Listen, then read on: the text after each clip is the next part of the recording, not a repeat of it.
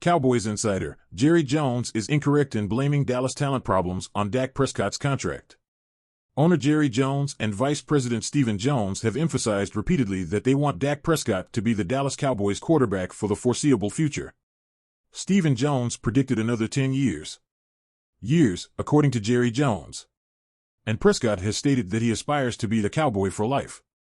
This is the context for all of the speculation about the Cowboys possibly placing a contract extension for Prescott on their to-do list this offseason, only 2 years after signing him to a 4-year, $160 million contract.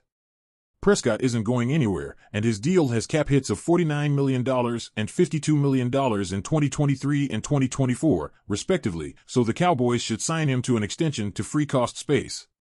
Howdy Cowboys! Don't miss any Dallas Cowboys latest news. Subscribe to our channel now. My name is Marco Viedo, and this is Dallas Cowboys Today's News.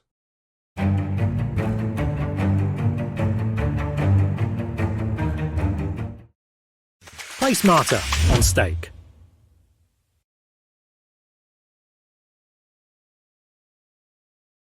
Now that the pleasantries are over, let the blame games begin. And in the next contract negotiations, Jerry Jones and the Cowboys have already fired the opening shot at Prescott. Jones understands that the quarterback market is only going to get hotter, as evidenced by New York Giants quarterback Daniel Jones recently receiving the same 4-year, $160 million contract as Prescott, despite having thrown 36 touchdown passes to 22 interceptions over the previous 3 years combined. Jones sought to sway public opinion and emotion by proposing that Prescott accept less money in his next contract. Remember Jones' who remarked during difficult talks with running back Ezekiel Elliott in 2019?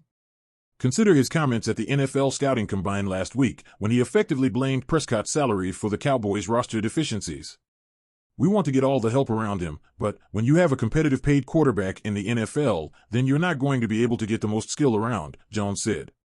You're going to have to pick your spots, and you're going to be a little slower 1 year than the next. It's been Jones' slogan since the start of last season, when the Cowboys entered 2022 with a smaller roster than they had at the conclusion of 2021, owing in part to the decision to sell receiver Amari Cooper. The more you pay the quarterback, the teams that pay the big ticket on the quarterback, they have to sacrifice other places, Jones said last September. The facts are there's no free lunch. Every dollar you spend on a player is a dollar you can't spend someplace else. Jones continued that theme in Indianapolis. Jones, on the other hand, went too far in claiming that because Prescott is on his second deal, it is impossible to back him with the sort of supporting cast he had early in his NFL career. It's his explanation for why the Cowboys aren't aggressive in free agency in order to add excellent talent to the squad. Well, when you do what you do today and invest in a quarterback the way you do with these premium quarterbacks, that automatically has to be diminished, Jones said. And so, when you ask me the supporting cast around him, it'll hard to get to a supporting cast the way he did when he started his career. You can't pay that position at that level, take that much of the available dollars, and then put the exact thing around him, Jones said. When Dak first got here, we had one of the best offensive lines, in my mind, that had been put on the field in a long time. And he had that. So we had skill around him, especially offensively. Because Jones loves to utilize Southern slang, let's remove the wheat from the chaff and get to the truth. Consider that the Cowboys haven't made a huge free agent splash since signing CB Brandon Carr to a 5-year, $50 million deal in 2012, for years before Prescott arrived as a rookie in 2016. And even though Prescott was on a low-budget rookie contract, the Cowboys did little to bolster their roster.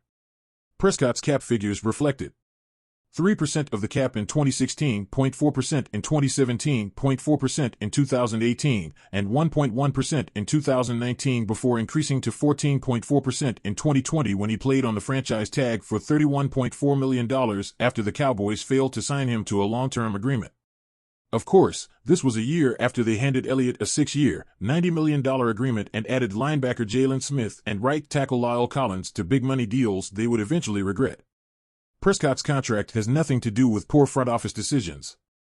Then there's the issue of extending Prescott's contract at market value.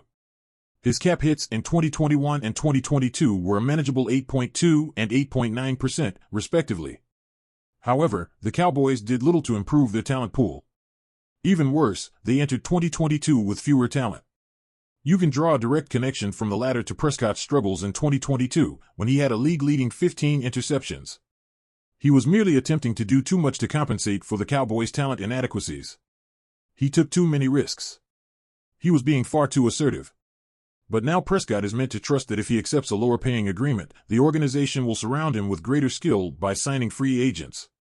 There is no doubt that the Cowboys have faith in Prescott. Jerry Jones compared him to 7-time Super Bowl champion Tom Brady in terms of his ability to develop as he ages.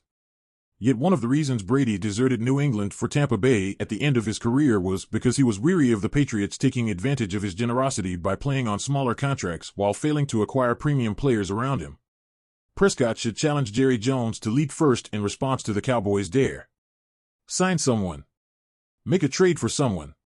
Receivers like Odell Beckham Jr. and DeAndre Hopkins are available and for sale. You can demonstrate to me better than you can tell me. What's your opinion? Put it in the comments. It is very important to the Dallas Cowboys nation. Stay tuned.